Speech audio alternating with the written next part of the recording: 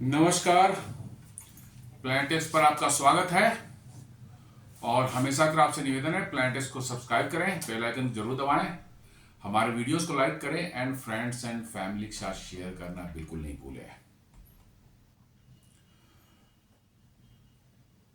दोस्तों, भारत ने अपने एक हमारा जो मिशन विकसित भारत 2047 है,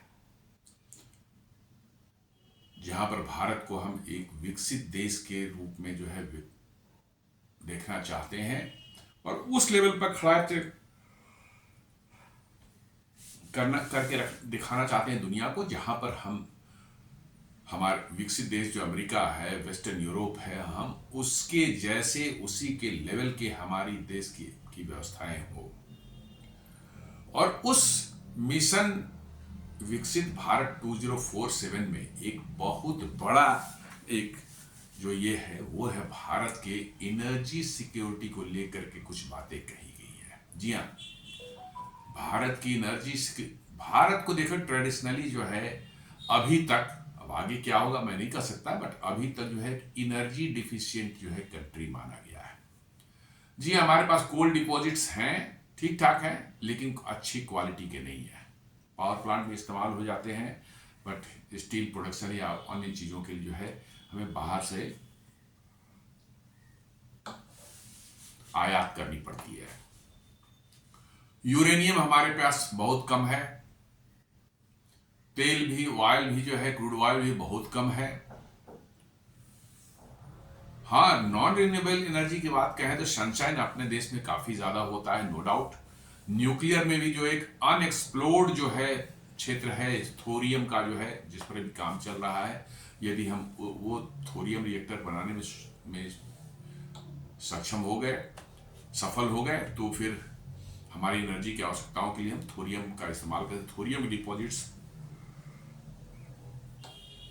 भारत में काफी ज्यादा है, हम दुनिया के सबसे बड़े थोरियम डिपॉजिट वाले कंट्री हैं, लेकिन उसमें थोड़ा भी टाइम है। इन बिटवीन जो है, जो मिशन विकसित भारत 2047 है, उसमें यह कहा गया है कि हमारे एनर्जी मिक्स में जो है एक बहुत बड़ा कंपोनेंट जो होगा वो न्यूक्लियर एनर्जी का होगा। जी हाँ, न्यूक्लियर एनर्जी हमारे एनर्जी मिक्स का एक मोस्ट इंपॉर्टेंट कंपोनेंट होने वाला है। और इसलिए जो हमने डिसाइड किया है, हम लोग, हमारे सरकार ने बनाया,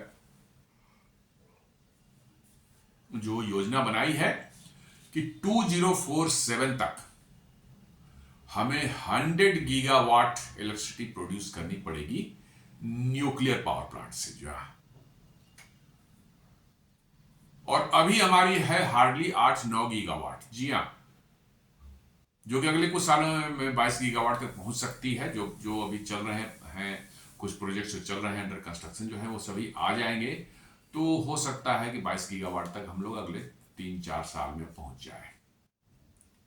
लेकिन फिलहाल हम मात्र 8 या 9 गीगावाट के बीच में हैं। तो हमें बड़ी लंबी छलांग लगानी है और तेजी से लगानी है। हमारे पास मात्र 22 साल बचे हैं 2047 में जो है, और हमें बहुत तेजी से जो है काम करना पड़ेगा इसमें। और उसी सिलसिले में जो है रसिया के जो सरकारी एजेंसी है रॉसएटॉम, जो कि सारे के सारे वहां न्यूक्लियर का काम देखती है, जैसे भारत में एनपीसीआईएल है, nuclear power corporation of India limited जो है, और वहां रसिया में वो एक कंपनी है रॉसएटॉम, जो कि रसिया की सारी न्यूक्लियर की एक्टिविटी को जो है वही कंट्रोल करेगी। एनर्जी वाली, नॉट डिफेंस वाली, मतलब कि वेपन वाली नहीं, एनर्जी वाली।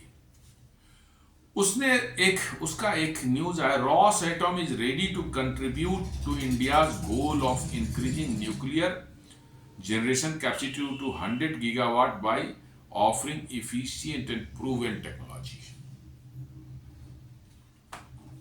जी हाँ, उनका कहना है कि हम और नए रिएक्टर्स भारत को सप्लाई कर सकते हैं, जो ज्यादा एफिशिएंट होगा और ज्यादा प्रूवन होंगे।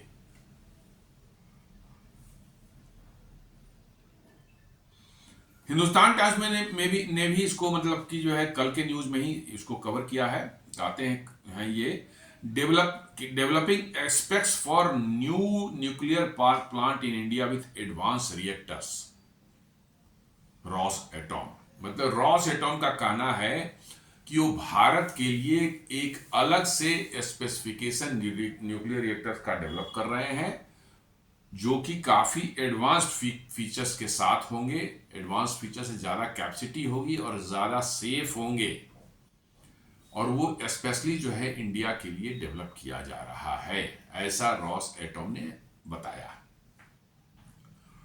और उसके तहत जो है उनका कहना है कि न्यू जनरेशन के रिएक्टर्स जो है फर्स्ट ऑफ इट्स काइंड वीवी या 1200 डिजाइन फीचर्स के साथ जो हम ऑफर करेंगे भारत को। अभी जो भारत में कूदनकुलम में जो है 2 रिएक्टर चल रहे हैं और 4 रिएक्टर जो हैं जो बन रहे हैं, वहां का अंडर कंस्ट्रक्शन है, वो सभी जो है VVER 1000 वाले रिएक्टर है। VVER 1000 जो है 1000 मेगावाट इलेक्ट्रिसिटी पैदा करने वाला जो उसकी कैपेसिटी होती है। जी हाँ, दे आर क्वाइट रिलायबल। इसके बहुत से मतलब कि जो है ये हैं क्या कहते हैं रिएक्टर्स दुनिया में अलग अलग देशों में चल रहे हैं, रशिया में भी चल रहे हैं, और दे आर क्वाइट माने इफिशिएंट और बहुत ही मतलब कि सेफ रिएक्टर माने जाते हैं। भारत में भी चल रहा है रिएक्टर जो कि 8-10 सालों से जो है nothing untoward has happened till now. अब ये रशिया के रॉस एटॉम बता रहा है कि हम जो है इससे भी बेहतर जो है एक डिजाइन बना रहे हैं, वही भारत को ऑफर करने वाले हैं।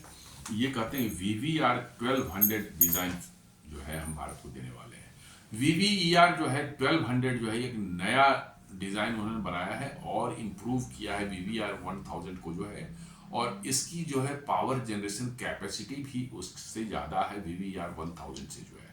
वो 1000 मेगावाट का था, ये है आम जो है ये होने वाला है 1200 मेगावाट का, मतलब 200 मेगावाट और ज्यादा उससे होगी।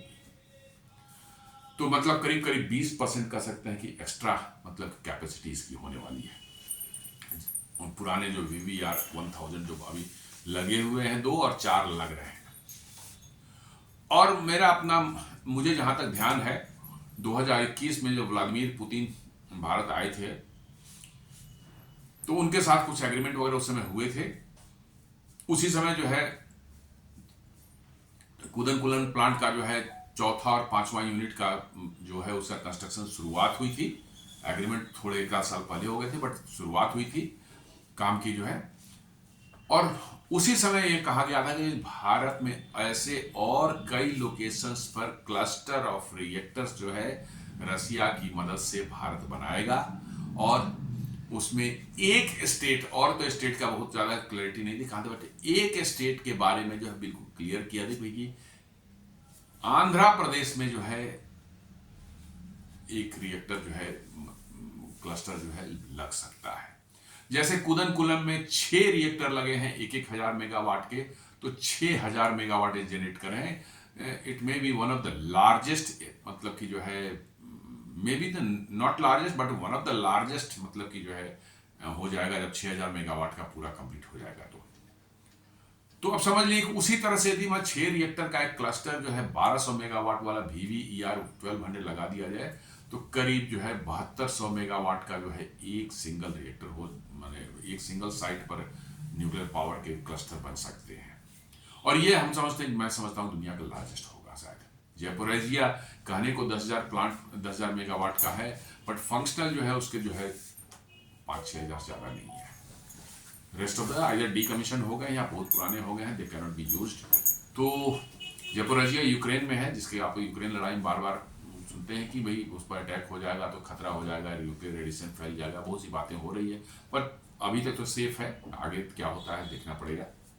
लेकिन आपको ये मानना पड़ेगा कि 1200 मेगावाट के 6 यूनिट लग जाएंगे 7200, तो it can become the world's largest nuclear power plant जो है। न्यूज ये है कि Russian organization are developing technical specification for a nuclear power plant in India featuring the advance VVER 1200 reactors.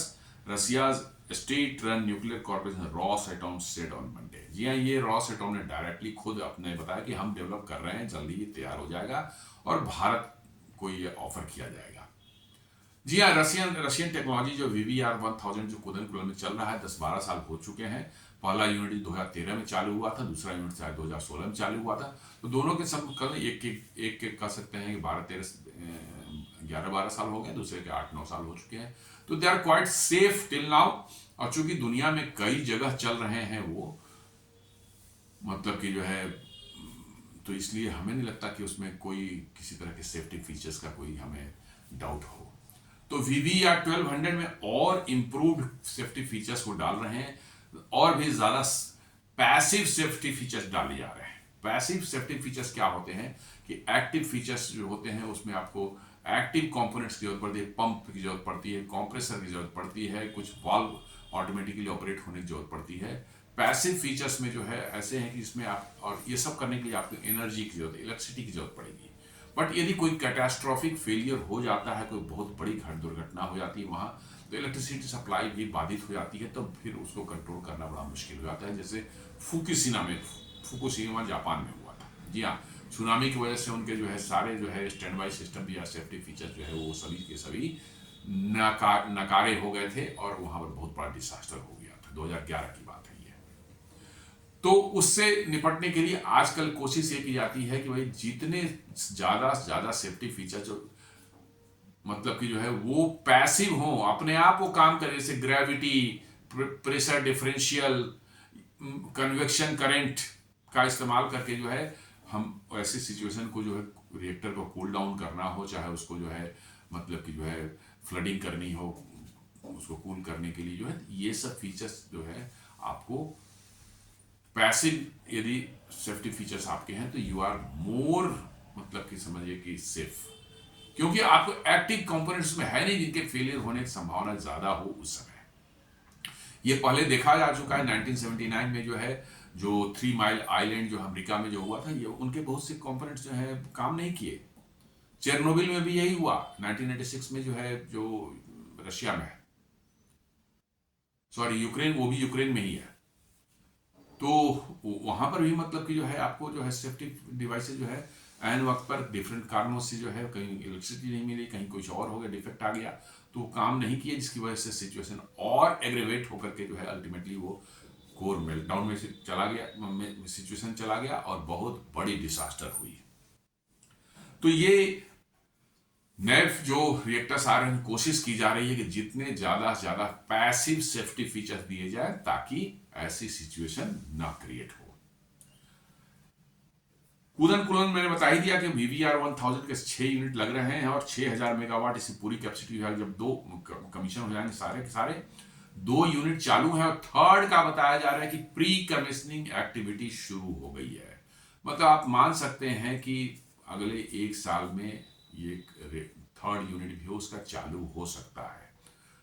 Next year जो उसके बाद के साल में जो है शायद चौथा यूनिट भी हो जाए, 5वां 6ठा यूनिट हो सकता है 28-29 तक आ जाए। तो ये सभी लाइन में है, और हम जानते हैं कि ये मतलब कि जो है सबसे बड़ा one of the largest reactor होने वाला है। लेकिन ये नया जो 1200 वाला आएगा, और इसका क्लस्टर यदि 6 का बनता है आंध्र प्रदेश में खासकर जो है, it will be A biggest nuclear plant of the country. ये न्यूज बता रही है, कल ही की न्यूज है ये भी, कि Kudankulam nuclear plant unit 3 in pre commissioning phase, ये रॉसएटॉम बता रहा है। प्री कमीशनिंग का मतलब ये है कि तैयारियां हो रही है, कमीशनिंग के पहले की जो तैयारियां होती हैं फाइनल जो है टच देने के लिए जो है वो सब तैयारियां की जा रही हैं। कुछ टेस्ट होते हैं, फाइनल टेस्टिंग वेस्टिंग करके जो है फिर उसे कमीशनिंग की तैयारी में लग जाते हैं लोग। तो मुझे लगता है कि third unit is very near to its completion, और नेक्स्ट 1 ईयर में प्रोबेबली जो है ये आपको ऊर्जा उत्पादन करने लग सकता है। दोनों तरफ से भारत और मतलब कि जो है रशिया की तरफ से रॉसएटॉम ने, दोनों तरफ ने जो है कि टीम ने जो है कुदनकुलन पावर प्लांट का जो चल रहा है 3rd, 4th, 5th and 6th unit का कंस्ट्रक्शन है, उसको रिव्यू किया गया। और ये जैसा मैंने बता रहा हूं कि भारत का तो लार्जेस्ट न्यूक्लियर फैसिलिटी है कुदनकुलम जो है, and a flagship project for Russia India energy corporation. जी हाँ, रशिया के लिए भी ये बहुत ही प्रेस्टिजियस प्रोजेक्ट है। किसी की बाहर के देश में इतना बड़ा 6000 मेगावाट का जो है न्यूक्लियर क्लस्टर, रिएक्टर का क्लस्टर बनाना, ये बहुत ही प्रेस्टिजियस मैंने वो चीज़ है। जी हाँ, ये स्टैब्लिश करता है कि रशिया की जो है न्यूक्लियर टेक्नोलॉजी जो है वो कितनी रिलायबल और कितनी मतलब की जो है वो इफिशिएंट है।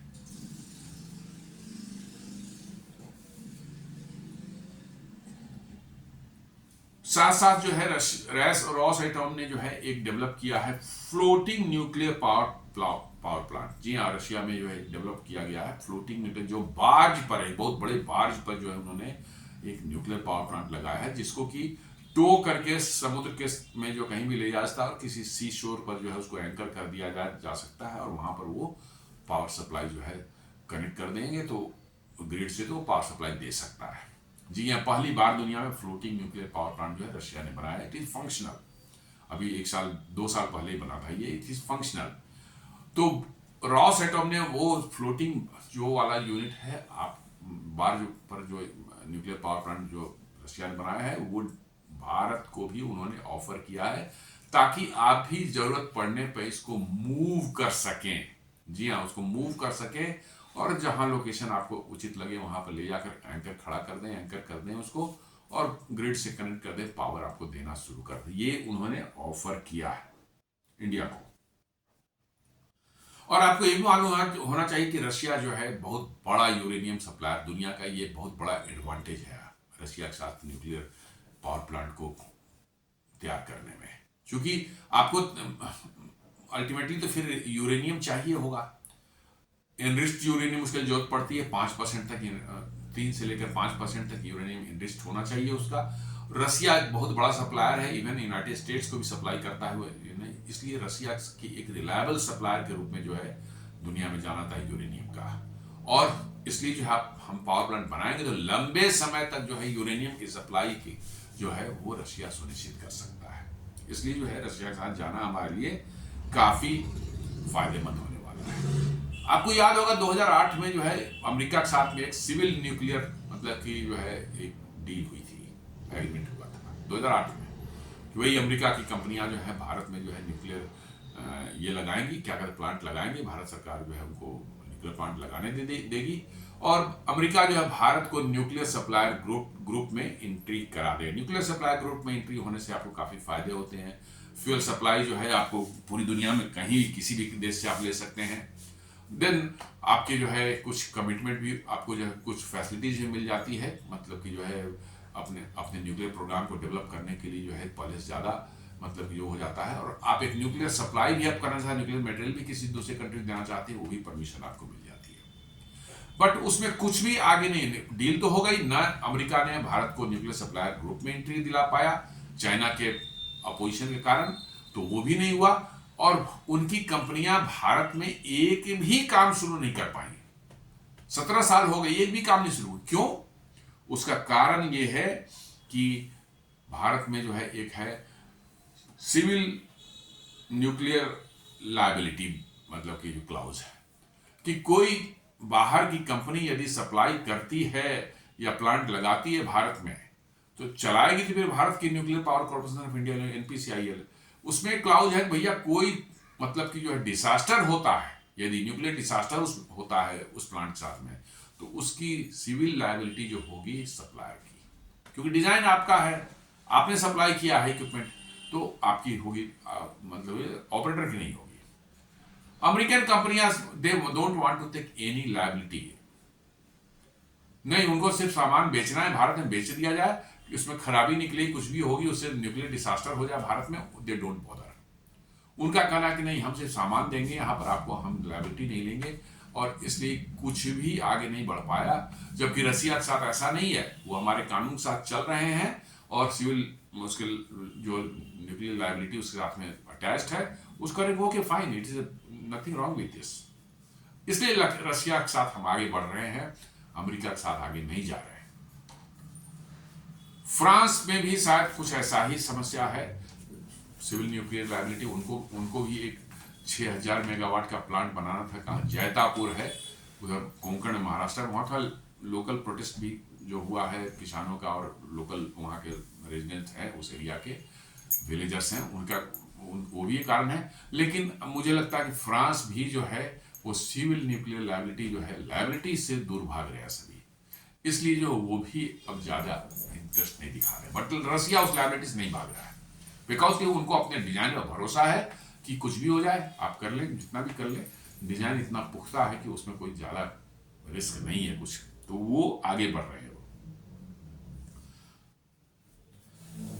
अपना भारत का यदि देख लिया जाए तो हमारा सबसे बड़ा जो अभी हम इंडिजिनस जो टेक्नोलॉजी को बना रहे हैं, तो सबसे बड़ा जो हमारा रिएक्टर अभी तक हम बना पाए हैं वो 700 मेगावाट का है, प्रेशराइज्ड हेवी वाटर रिएक्टर है, PHWR जिसको बोलते हैं। 2 यूनिट इसके चालू हुए हैं, काकरपार जो है गुजरात में, और लग रहे हैं कहिए कि 2 यूनिट कैगा में लग रहा है, राजस्थान में, वहाँ पर क्या कहते हैं आपको, कर्नाटका में, रावत भाटा राजस्थान में लग रहे हैं 2 यूनिट। देन फिर गोरखपुर हरियाणा में जो है उसके 4 यूनिट लगाए जा रहे हैं। देन माही बांसवाड़ा करके जो है राजस्थान, वहाँ पर भी 2 यूनिट लग रहे हैं। एक कोई मतलब कि जो है जगह है वहाँ मध्य प्रदेश में, वहाँ पर भी 2 यूनिट उसके नए लगने हैं। और एग्जिस्टिंग प्लांट्स जो हैं, जैसा मैंने बताया कि काकरपार, रावत भाटा और कैगा, वहाँ 2-2 यूनिट और लग रहे हैं। हो सकता है जगह स्पेस होगी तो वहाँ और भी प्लान किया जा सकता है। लेकिन ये हमारे सबसे बड़े हैं 700 मेगावाट के ही जो है, कूदन कुलन जो लगा हुआ है और जो लग रहे हैं वो हजार मेगावाट के हैं। और जो अभी रसिया नया ऑफर करने वाला है VVER 1200, वो 1200 मेगावाट के होंगे। मतलब एक प्लांट जो है 1200 मेगावाट, मतलब कम स्पेस में आपको एक ही प्लांट ज्यादा एनर्जी दे रहा है। तो हमें वैसे प्लांट चाहिए। हमारा सबसे बड़ा भी 700 मेगावाट तक पहुंचा है। फ्यूचर में आगे कोई जाएगा, मैं नहीं कहता कि आगे क्या होगा, बट 700 मेगावाट हमारा लार्जेस्ट है। उसके बाद जो है एक डिजाइन बनाया गया है भाभा एटॉमिक रिसर्च सेंटर के द्वारा स्मॉल मॉड्यूलर रिएक्टर का, जो कि अप टू 300 मेगावाट तक का मतलब उसकी कैपेसिटी होगी। अभी वो प्रोडक्शन नहीं किया है। स्मॉल मॉड्यूलर रिएक्टर्स उसको बोलते हैं, जो कि प्री फैब्रिकेटेड होते हैं फैक्ट्रीज में, उनको टुकड़े टुकड़े में साइड पर ले जाकर सिर्फ असेंबल कर दें, पावर कनेक्टिविटी जो है जोड़ दें, उनके साथ में वाटर सप्लाई जोड़ दें, वो चालू हो जाएंगे। और एक माइक्रो रिएक्टर भी होते हैं जो अभी अंडर डेवलपमेंट है, अप टू 10 मेगावाट का। बहुत छोटे एरिया, छोटा शहर या कोई छोटा फैक्ट्री हो, उसके लिए जो है इसका इस्तेमाल हो सकता है।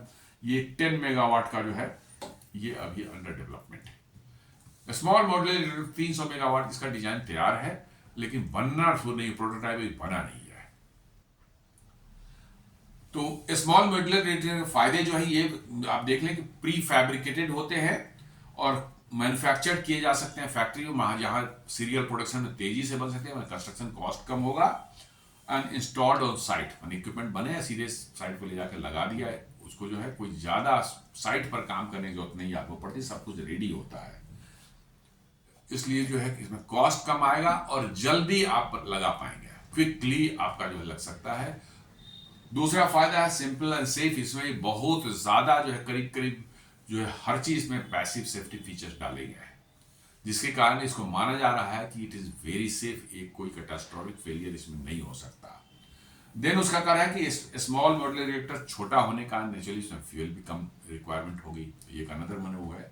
और स्मॉल मॉड्यूलर रिएक्टर्स जो है वो आपको क्लीन इलेक्ट्रिसिटी रिमोट एरियाज में जो है जहां पर लिमिटेड ग्रिड अवेलेबिलिटी है, उस एरिया को प्रोवाइड करने में बहुत ज्यादा मददगार हो सकते हैं भारत जैसे देश के लिए। जो है जी कि हाँ, ग्रिड हमारे यहाँ है पूरे देश में, लेकिन बहुत मजबूत नहीं है हर एरियाज में। जो है रिमोट एरिया, छोटे एरिया जो है वहां पर ग्रिड अवेलेबिलिटी या ग्रिड की पहुंच जो है बहुत ही लिमिटेड है। अब इसमें स्मॉल मॉड्यूलर रिएक्टर्स में भी रॉस एटम ने भारत को जो है ऑफर किया है। The two sides are also discussing new areas of cooperation including the construction of small modular reactors of Russian design in India, Rosatom said in statement. अब Russia भी जो है वो small modular, Russia already small modular reactor बना चुका है, उसके prototype बन चुके हैं और टेस्टिंग में जा रहे हैं, उनका हो रहा है। तो रशिया ने ऑफर किया कि भैया हम आपको स्मॉल मॉड्यूलर रिएक्टर्स भी दे सकते हैं, ताकि आप उसको क्विकली कहीं इंस्टॉल कर सकें और अपना पावर जनरेशन करके, वो खासकर वैसे एरिया जहां लिमिटेड ग्रिड अवेलेबिलिटी है या ऑफ ग्रिड है, वो एरिया पूरा ही एरिया ग्रिड पहुंचा ही नहीं है, खासकर नॉर्थ ईस्ट के हमारे कुछ रिमोट एरियाज हो सकते हैं जहां इनको इस्तेमाल किया जा सकता है। और ये सब जो है हो रहा है तब जब अगले महीने 5-6 दिसंबर को जो है व्लादिमीर पुतिन जो है रसिया के राष्ट्रपति वो भारत आ रहे हैं, और मुझे लगता है कि उस समय ही इन सब बातों पर कुछ आगे फर्दर विचार होगा और फर्दर में कुछ एग्रीमेंट्स वगैरह बन सकते हैं। क्योंकि उनके आने के पहले ही इस तरह के न्यूज़ों का फ्लैश होना और इन तरह के न्यूज़ों का जो है धीरे धीरे जो है मीडिया में निकल करके आना, ये साफ बता रहा है कि बातें चल रही हैं अंदर में। और उनके आने नॉर्मली ऐसा ही होता है, जब टॉप लीडर से मिलते हैं उसके पहले तैयारियां पूरी हो जाती हैं, बातचीत हो जाती है, टॉप लीडर से आते हैं, उस पर वहाँ बस आधे घंटे 1 घंटे में डिस्कशन के बाद उस पर साइन हो जाता है, एक फॉर्मेलिटी है। तो ऐसा लग रहा है कि न्यूक्लियर माने पावर के क्षेत्र में जो भारत और रसिया के बीच में बड़े समझौते होने वाले हैं। और इसके अलावा जो है मुझे लगता है कि जो है डिफेंस में भी कुछ बड़ी डील्स जो है व्लादिमीर पुतिन के प्रेजेंस में जो है हो सकती है। साथ साथ जो है रसिया ने जो कहा है कि रसिया जो 1 मिलियन जो है भारत के जो है स्किल्ड वर्कर्स को जो है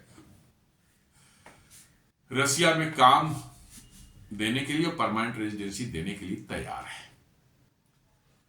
चूंकि रसिया में लोगों का ये बहुत वास्ट, बहुत बड़ा एरिया है और रसिया की पॉपुलेशन हार्डली 3-4 करोड़ है, तो उनके पास लोग ही नहीं है काम करने के लिए। तो वो भारत से जो है कह रहे हैं भैया आप आए, हमारे यहाँ स्किल्ड वर्कर्स हैं, आए, हम अच्छी सैलरी देंगे आपको, परमानेंट रेजिडेंसी भी देंगे, जितने दिन चाहे आप रह सकते हैं यहाँ पर, और आप यहाँ पर काम करें। तो ये उन्होंने कहा है। Russia opens door for Indian workers, deal expected during Putin's New Delhi visit. जी हाँ, हो सकता है कि इस पर भी एग्रीमेंट जो है न्यू दिल्ली में जब विजिट करेंगे वो 5-6 दिसंबर को जो है, तो वहां पर जो है इस पर भी एग्रीमेंट हो जाए। साथ साथ जो है जो व्लादिमीर पुतिन जो आ रहे हैं तो वह रशिया और भारत के बाद में एक बहुत बड़ी डील जो है हो सकती है रेयर अर्थ के बारे में, ताकि चाइना की मोनोपोली को तोड़ा जा सके। जी हाँ, भारत के पास भी रेयर अर्थ है, but we don't have the technology to refine it. सारी टेक्नोलॉजी चाइना के पास में है, वो दुनिया को देने को तैयार नहीं है। लेकिन रसिया ने अभी जो है रेयर अर्थ की रिफाइनिंग की अपनी ओन टेक्नोलॉजी डेवलप की है, जो चल रहा है, प्रोटोटाइप बने हैं, चल रहे हैं, वो है, सब उत्पादन हो रहा है, देखा जा रहा है कैसे काम करता है। तो भारत शायद रशिया से वही टेक्नोलॉजी जो है इस्तेमाल करना चाहता है, रशियन टेक्नोलॉजी, और भारत में रेयर अर्थ का जो है रिफाइनिंग कार्यक्रम चालू करना चाहता है। साथ साथ रशिया भारत को इनवाइट कर रहा है, भाई आप आएं और रशिया में जो है आपकी कंपनियां जो है रेयर अर्थ का उत्पादन करें, माइनिंग करें, रिफाइनिंग भी करें। ये इस पर भी डील शायद जो है व्लादिमीर पुतिन जब आएंगे यहां पर उस समय हो सकती है। साथ साथ जो रशिया जो है चाहता है कि मतलब कि जो भारत जो है आर्कटिक काउंसिल का मेंबर बने, और नॉर्दर्न सी रूट्स जो है आर्कटिक वाला जो है, जब अब ऐसा उम्मीद किया था अगले 10-20 सालों में शायद पूरे साल आर्कटिक का जो है बर्फ पिघली रहेगी। अभी तो कम से कम 6-8 महीने बंद ही रहते हैं, लेकिन जिस तरह से ग्लोबल वार्मिंग हो रही है और आर्कटिक के जो है बर्फ जो है रिसीड कर रही है, ऐसा लग रहा है कि शायद आने वाले समय में आर्कटिक जो पूरे साल खुला रहेगा। उस केस में जो है रशिया चाहता, बहुत ज़्यादा रशिया आर्कटिक में जो है समुद्र के तल में जो है मिनरल्स, रेयर अर्थ मिनरल्स और प्रेशस मिनरल्स जो हैं, लिथियम, इस को का भंडार है, और उसकी माइनिंग करने की जरूरत पड़ेगी दुनिया को जो है। इसलिए रसिया चाहता है कि भारत की मदद ले, भारत को भी आर्कटिक काउंसिल का मेंबर बनाए, और वो नॉर्दर्न सी रूट जो है उसको नेविगेशन में जो है रशिया की मदद करे। जी हाँ, रशिया के पास भी फंड्स की कमी रहती है, जो कि हमेशा वो वार वगैरह में उलझे रहे हैं, और उनकी बहुत इफिशिएंट मार्केट भी नहीं है। तो भारत में एक्सपर्टीज भी है, भारत के पास में जो है, और भारत के पास इन्वेस्ट करने के लिए भारत की जो प्राइवेट कंपनियां भी आज के दिन में बहुत तैयार रहती है। अदानी, अंबानी वगैरह की कंपनियां जो है, या टाटा वगैरह जो पूरी दुनिया में इन्वेस्ट करते हैं कहीं पर भी जो है, तो रशिया भारत से चाह रहा है उस क्षेत्र में भारत भी इन्वेस्ट करे। साथ साथ जो है Su-57 मतलब स्टेल्थ एयरक्राफ्ट पर डिस्कशन हो सकता है, कोई डील हो सकती है, और S-400 या S-500 पर ही बड़ी डील की संभावना लग रही है व्लादिमीर पुतिन के विजिट के दौरान जो है 5-6 दिसंबर को। तो बहुत सी चीजें होने वाली, काफी बड़ी बड़ी चीज डिस्कशन होंगे। उम्मीद करता हूं कि मतलब कि जो है डिस्कशन जो है पॉजिटिव डायरेक्शन जाए, भारत को के फायदे की हो। तो ये हमारा विश्लेषण है दोस्तों आज का, कि व्लादिमीर पुतिन आने वाले हैं उस भारत, मतलब कि जो है 5-6 दिसंबर को। उसके पहले रशिया के बहुत से ऑफर्स बाहर को आ रहे हैं, न्यूक्लियर टेक्नोलॉजी में आ रही है, रेयर अर्थ में आ रही है, यहाँ के 1 मिलियन वर्कर्स, स्किल्ड वर्कर्स को रशिया में काम देने की बात हो रही है। और साथ साथ जो है defence deal SU-57, S-400, S-500 जैसी चीजों पर भी शायद होने की संभावना बन रही है। उम्मीद करता हूं वीडियो आपको पसंद आया। हमारे वीडियोस को लाइक करें, फ्रेंड्स एंड फैमिली के साथ शेयर करें, हमारे चैनल को सब्सक्राइब करें, बेल आइकन दबाना बिल्कुल नहीं भूलें। धन्यवाद।